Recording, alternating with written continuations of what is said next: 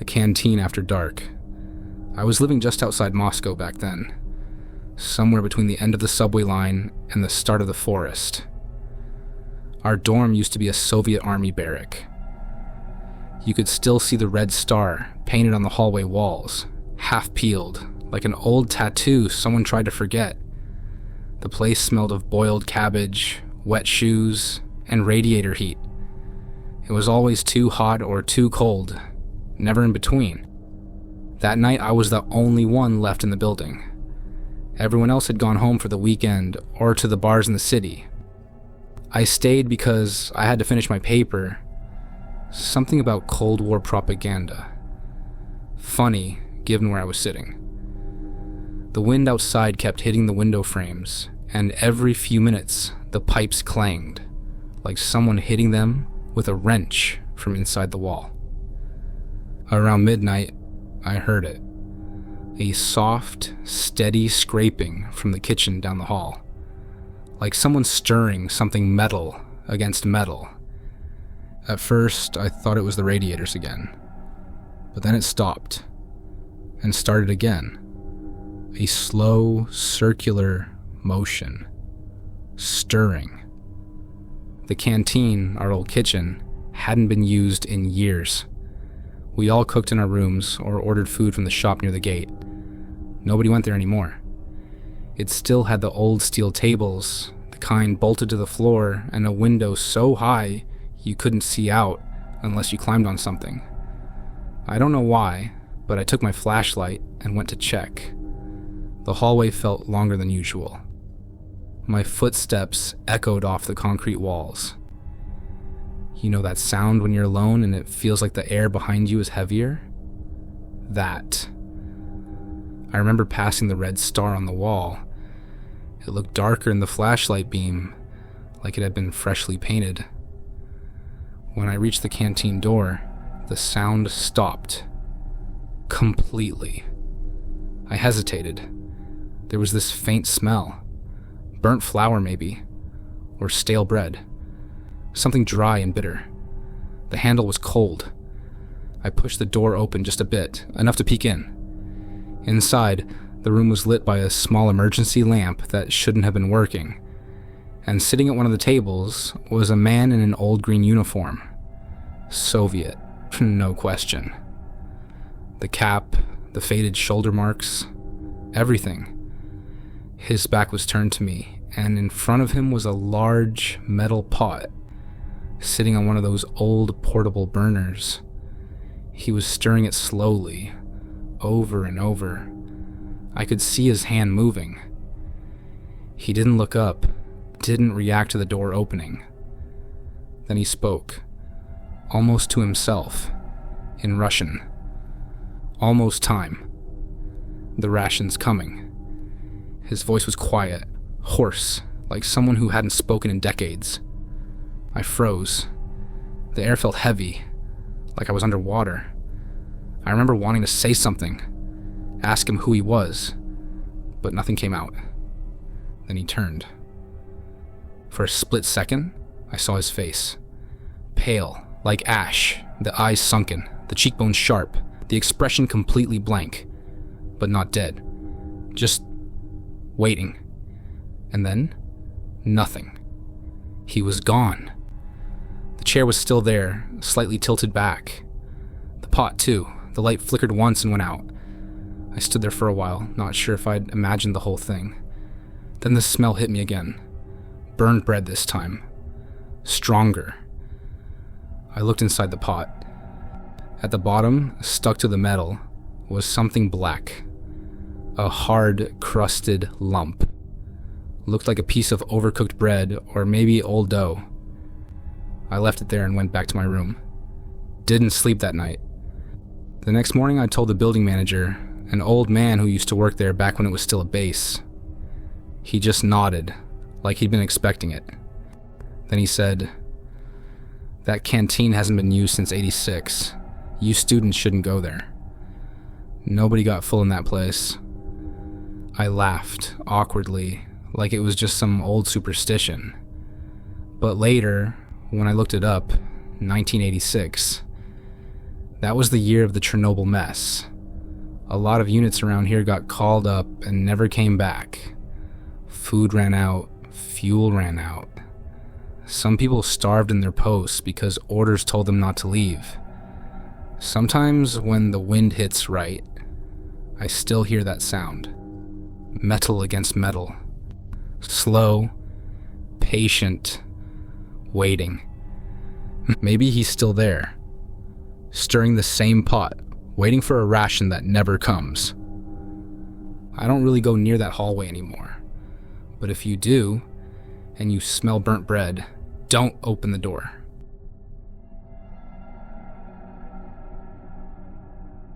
The birch markers. I don't know why I took that road that night. There's a main route that goes around the forest, a clean paved stretch with streetlights every few hundred meters. But I'd missed the turn, and the GPS on my phone kept insisting the shortcut through the woods was faster. It was late, close to midnight, and snow had already started falling again. You know that quiet kind of snow? The one that makes the whole world feel like it's holding its breath? That kind. The road was narrow, barely a road at all. Just 2 tire ruts cutting through the white. My old Lada grumbled the whole way, headlights slicing into the black trees ahead. Birch trees mostly. Thin, pale trunks like bones, standing shoulder to shoulder. And then I saw the marks. At first, I thought they were reflections. Taillights from another car, maybe. But no. Each tree, every single one that the light touched, had a red stripe across its trunk. Some high, some low, but all the same color. Dark red. The kind that doesn't shine. Paint, I thought. Or something like it. I slowed down. Rolled the window halfway, just to hear the forest. It was quiet. No wind, no creak. Not even a dog barking from the village nearby. Just the sound of the engine ticking and snow tapping the windshield. When I got out, my boots sank into the snow up to the ankles. The air had that metallic smell, cold and wet, like rust. I walked up to one of the trees. The stripe wasn't paint. It looked like it had been carved into the bark, one clean horizontal line. Deep. You could see the pale wood underneath, stained dark red. I ran my glove across it. It was smooth, like the cut had healed over years ago. Further down, the same thing. Another birch, another line, a whole row of them disappearing into the dark. When I got back into the car, I noticed an old woman walking down the road behind me. No flashlight, no coat thick enough for that cold. Just a black shawl and a plastic bag swinging from her hand. I don't even know where she came from. There weren't any houses around. She stopped beside my car and looked at the trees. I asked if she was okay, if she needed a ride. She smiled, sort of, and said something I didn't catch at first. Her voice was soft, broken Russian, the kind older people have. "These marks," she said, pointing. "Mothers made them. When the boys didn't come home." I thought she meant soldiers. "From the war?" I asked. She nodded. "No graves for them? Not allowed then. So the mothers made these. Each line, one son." She traced the air with her finger, the way a person does when remembering something far away. "They said, if you walk here at night, you can still meet them." Just for a moment, I didn't know what to say. It felt wrong to ask more, like touching someone else's wound. She kept walking after that, slow, the sound of her steps fading into the snow. I should have just left. Really, but curiosity or stupidity, or both, made me stop again near the next turn. There was one birch taller than the rest, with a mark so deep it almost cut through the trunk. I stepped closer. The snow muffled everything, even my breathing. I reached out and touched the line with my bare hand. The wood was warm. Not just warm, wet. Something was seeping out from under the bark. I pulled my hand back and saw it under the moonlight. Red. Too dark to be sap. Too thick. My fingers burned a little, not from heat, but from cold that followed. It didn't smell like anything at first, just old. But after a second, there was this faint sweetness, like iron and soil, blood. Smells like that when it's dry, if you've ever cut your hand and forgotten to wash it. I wiped my hand on the snow, but the red stain stayed. The cold spread up my fingers, into my wrist, like it was crawling under the skin. I drove the rest of the way home, with one hand shoved in my pocket, trying to warm it. The next morning I checked in daylight. The stain was gone, but my fingers felt numb, like frostbite, even though they weren't discolored. And you know what's strange? That road doesn't show up on the GPS anymore. I tried to find it the next week, just to prove to myself it was there. But the path was covered. No tire tracks, no ruts, nothing. Just forest. I mentioned it later to one of the guys at work, a local. He laughed and said, "You mean the Mother's Road? You shouldn't have stopped there. People say the forest remembers who touches the marks. Keeps them cold until they're called back. I don't believe in ghosts, or I didn't. But every winter since then, when the snow starts falling that same quiet way, my fingers ache. Always the same hand. And sometimes when I drive through the countryside, I see birches in the distance, thin white lines standing in the dark. And for a second, I swear I see red glinting across them. Just for a second. Then it's gone. I don't stop anymore.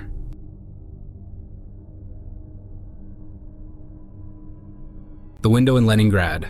I moved into that apartment in late autumn when the sky over St. Petersburg was the color of old tin, and the light never seemed to change. You could wake up at 9 a.m. or 3 p.m., and it looked exactly the same. A sort of gray that seeps into everything, into your clothes, your thoughts, even your dreams. The building itself was old, pre-war, maybe even older. The kind of place where the walls hum at night and the elevator smells like oil and wet dust. The first week, I barely unpacked. I was working remotely for some design firm back in the States, so my life shrank to the screen in the window. The window was large, double-paned, with old brass handles that didn't quite close. When the wind came from the river, it made this long, tired whistle between the frames. Across the street, there was another building. Same age, same gray facade, same kind of window layout. And that's where I saw her. An old woman, sitting by the window opposite mine. She had white hair tied in a bun and wore a shawl, pale blue maybe. She was always there. Every time I looked up from my laptop, there she was, in the same spot, facing me. Her hands were busy with something. Knitting, I think. The room behind her was dim, but I could see her fingers moving, the rhythm steady and quiet. At first, I thought nothing of it. People in this city live half their lives by the window. It's what you do when the world outside is frozen for half the year. But after a few days, I noticed she was always looking my way. Not staring exactly, just aware. Like she knew when I looked up. One evening, when the sun was low enough to smear the windows orange, I waved. She hesitated, then nodded. A small, polite nod. After that, it became a kind of ritual. Every night around 7, when the trams started clanging their way down the street, I'd see her. We'd acknowledge each other, me with a wave, her with that same little nod. It was comforting, in a weird way, like having company without the pressure of words. About a week later, I mentioned it to the building manager, an older guy named Sergey, who lived on the first floor and smoked those awful hand-rolled cigarettes that made the whole stairwell smell like burnt tea. I told him about the old lady across the street, how she was always at her window. He frowned, then laughed. "Across the street?" he said. "There's nothing across the street. That building was torn down 10 years ago." I thought he was joking, but he wasn't. He went on about how it used to be a communal block, full of pensioners and war widows, until the structure got condemned and demolished. There was a park now, or at least an empty lot, waiting for some developer who never came. I laughed it off, or tried to. "Maybe I'm mixing it up," I said.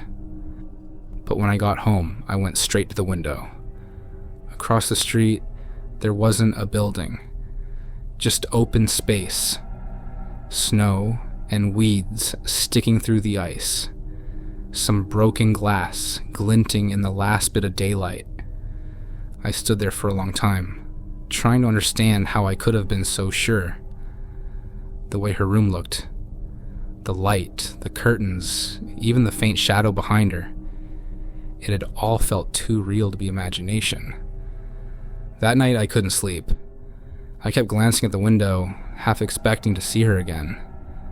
The curtains were drawn, but around midnight, I heard a soft rustle, like fabric brushing against fabric. Then the curtain moved, slowly. At first, I thought it was the draft, but the window wasn't open, and then I saw it, a faint outline in the glass, a face. It wasn't outside, it was in the glass, the old woman's face, pale and flat, like it was pressed from the other side of a mirror. Her eyes were open, dark, and her mouth moved a little. Not quite forming words, more like the shape of breath fogging the pain. I froze. I didn't scream, didn't move. Just stood there, feeling the air in the room getting colder, heavier. It wasn't terror at first, more like disbelief. I blinked, thinking maybe it was my own reflection distorted by the dim light. But it wasn't. I could see my own reflection, faint and separate. She was behind it. I don't know how long I stared. At some point I turned away, and the moment I did, the glass made a sound, like a slow tap, fingernails maybe, just once. In the morning, everything was normal.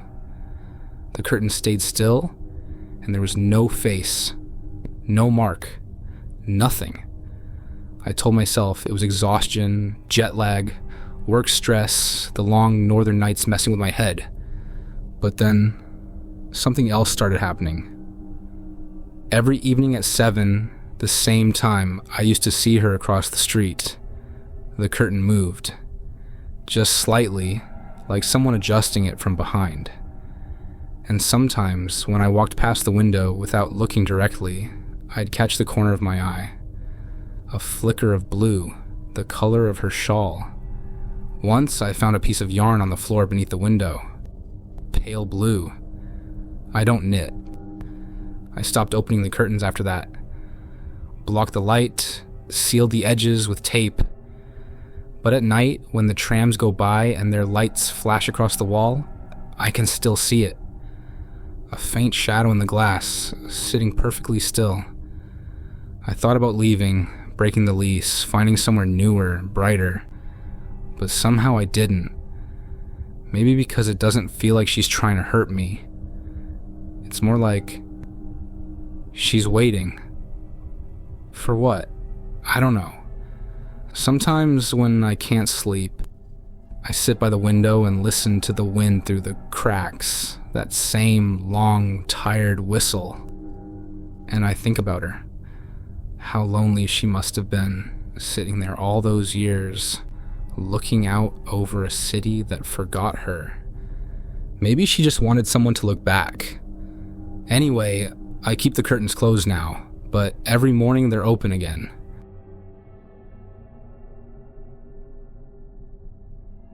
The girl by the tracks. It was one of those long winter routes through the Urals, the kind that start in Moscow and crawl east through snow and silence. I was working as a conductor on the night train. Car number 6, the one with the older cabins and the heater that never quite decided whether it wanted to work. The whole train had that smell. Old wool, metal, and smoke that somehow got inside even though nobody was supposed to smoke. We left Perm around 10, I think. Snow had been falling since afternoon. Not hard, just constant. That dry kind that looks soft until you step in it. By midnight, the windows were fogged, and the rhythm of the wheels had become part of the air. Steady, hypnotic, almost comforting. I was doing rounds between the cars, making sure the doors were sealed, checking tickets from anyone still awake. That's when I saw her. It was just a flicker at first. Something white outside the window. I thought maybe it was a reflection or the snow whipping sideways. But then I looked again. She was walking beside the train. A girl, maybe 12 or 13, wearing a white coat that almost blended into the snow. Her hair was dark, loose, and whipping in the wind. She wasn't running. She wasn't struggling. She was just walking, keeping pace with the train, step for step. You've got to understand. This was the middle of nowhere. No lights, no road, just forest and snow, and the faint orange glow from our windows sliding across the trees. There's no way anyone could walk there. Not at that speed. Not in that weather. I remember the sound of the wind getting sharper, like it was pushing against the glass, trying to get in. I called out to the engineer over the radio, asked if there were any stops or towns nearby. He said no. The next station was hours away. When I looked back, she was gone. The next morning, I thought maybe I'd imagined it. Night shifts mess with your head. The rhythm, the flickering lights, the lack of sleep. But at breakfast, one of the passengers, a middle-aged man from car 3, asked if anyone else had seen the girl outside. He said she'd been there for a long time, walking beside the tracks. She looked at me, he said, like she was asking something. After that, half the car started talking. People swore they'd seen her too, from different windows. Always the same description. White coat, dark hair, walking in the snow beside the train. Some said she looked calm. Others said she was crying. Later that day, I told one of the old station workers about it when we stopped for water near Yekaterinburg. He just nodded slowly, like he'd heard it before. Ah, he said, the girl from the old station. Apparently, there used to be a station around that stretch, back in the war years. He said it was shut down in the 1940s after something happened there. Children, he said. Evacuation. The trains were full. One of them never came back. He didn't explain more, just spat into the snow and changed the subject. That night, I rode the same route again. I wasn't looking for her, not exactly, but my eyes kept drifting to the window every time the lights passed through the snow. There's a certain point, past kilometer marker 742, where the forest breaks open, and for a moment, the light from the locomotive reaches far enough to see the fields. That's where I saw her again. This time she was standing still, right beside the tracks. Not walking, just standing, facing the train as it passed. Her coat moved a little in the wind, and for a split second, her face caught the light. Pale, expressionless, not scared, not angry, just waiting. When the light moved on, she was gone.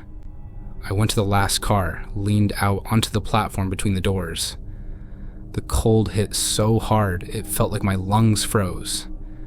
Snowflakes whipped across the air, catching the red glow of the rear light, and for a moment I thought I saw small footprints on the edge of the railbed. But maybe it was just the wind shaping the snow. They say that stretch of track used to lead to a station called Novo Mir, but it was closed after the war. The records are thin, most of them gone. The only thing left is a small service sign half buried near the trees.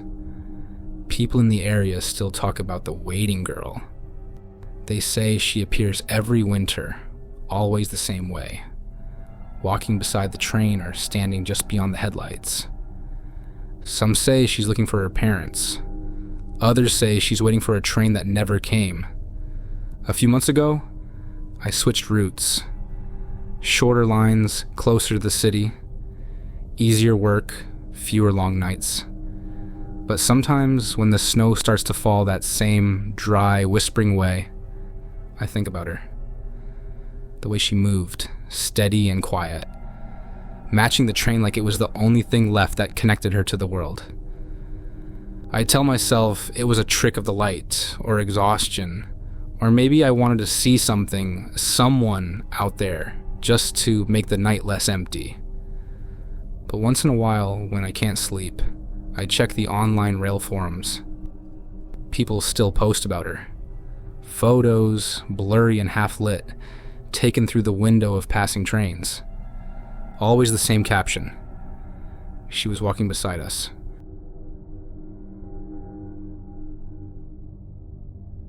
The room that never goes dark. I stayed there last winter. One of those old hotels in the center of St. Petersburg. The kind that looks grand from a distance, but feels like a museum once you step inside. You know the type. Heavy velvet curtains, chandeliers older than anyone working there. A faint smell of varnish and dust, no matter what season it is. The place had history, sure, but it also had that quiet, uneasy kind of history. The kind that doesn't get written on the plaques in the lobby. I was in the city for work, just a couple of nights. The booking app showed the hotel as classic Soviet elegance, which should have been my first warning. When I checked in, the clerk didn't even look up from the monitor, just handed me the key and mumbled something about the lights shutting off automatically at midnight. Except room 313, he added, almost as an afterthought. Don't worry about it. I didn't ask. I should have. That first night, I couldn't sleep. Jet lag, maybe. The room was clean, but weirdly quiet. I mean dead quiet. No hum of pipes, no creak of old wood, nothing. Just the occasional thump from the radiators like someone breathing behind the walls. I remember getting up to look out the window. Across the courtyard, I could see rows of identical windows going dark one by one, like a domino line of light, until only one stayed on. Third floor, 2 wings over. A warm, yellow light, steady. I figured someone was awake, another guest, maybe staff. But an hour later, it was still on. By 3 a.m, it hadn't flickered once. The next morning at breakfast, I asked the waitress if that floor was for guests too. She looked confused. You mean the old wing? It's closed. Renovation. That night, it was the same. Every room in the building went dark except that one. I even counted 12 across, 4 down, all dark except for the one glowing square like a candle in a field of ash. It wasn't curiosity that made me go upstairs. It was boredom, or something like it. That restless feeling you get in strange cities, like you're half awake inside someone else's dream. The elevator stopped at the 3rd floor with a long, metallic sigh. The hallway smelled like cleaning solvent and old wallpaper. Everything was wrapped in silence again, except for the faint buzz of electricity. When I reached 313, I noticed the light under the door. Too bright, like a bulb burning on its last breath. I knocked. Nothing. Then I heard footsteps. Slow. Inside. They came right up to the door but didn't stop. They passed by, circled, and then faded again. I should have left right then, but I didn't. I don't know what made me do it, but I pressed my hand to the door. It was warm, the kind of warmth that doesn't make sense in a cold hallway.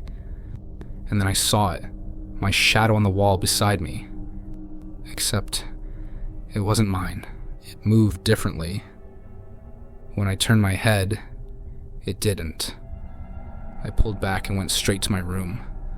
Locked the door, turned off the lights, sat on the bed trying to convince myself it was exhaustion. But in the corner of my eye, on the far wall near the bathroom mirror, there it was again. A shadow. My posture, my height. But the arms were wrong. Too long. I looked into the mirror, and behind me, just for a second, I saw another back facing the glass. Not standing in front of me. In the reflection. When I turned around, no one was there. The next morning, I went to the desk to ask about room 313. The same clerk, same dead eyes. He blinked when I mentioned it. "That room isn't available," he said flatly. "It's been occupied since 1982. I laughed, thinking he was joking. He didn't. He turned his screen toward me, just for a moment, and I saw the entry. Room 313. Occupied. Check in. January 7th, 1982. Guest name, data unavailable. I checked out early that day. A week later, back home, I mentioned it to a Russian colleague. She knew the hotel. She said there were rumors, something about a blackout in the early 80s. A guest supposedly died in that room when the power failed during winter. But when the electricity came back, that room's light never turned off again. They changed bulbs, rewired circuits, even cut the power entirely. The lamp stayed on. The cleaning staff started refusing to enter. One of them took the bulb out herself, just to prove it was nonsense. The next morning, a new bulb was there, lit. No one checked in after that. Not officially. But the system still says occupied. Always has. I haven't been back to St. Petersburg since, but every now and then, I look up that hotel online. The website has photos of the building at night. Grand facade, warm lights, that kind of thing. In every picture, there's always one window that's just a little brighter than the rest. 3rd floor, same place. Sometimes I zoom in, just to see if I can spot movement behind the glass. Sometimes I swear I do.